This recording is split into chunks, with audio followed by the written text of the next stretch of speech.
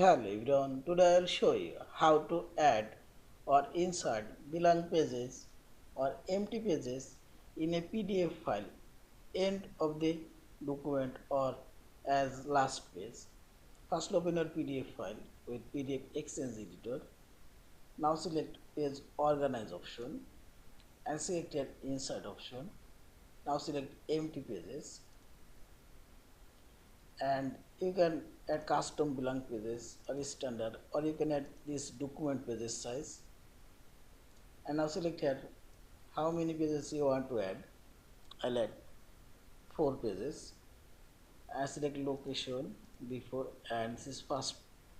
I'll choose last page and after, and simply select OK.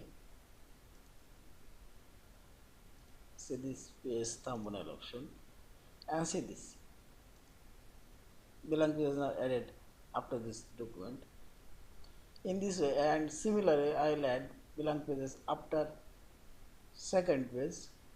This click on this page thumbnail option and click right button and select here insert page. Same way select empty pages. I'll add 2 pages and after page number 2 you can add here custom page number, or you can add first page after and already selected after,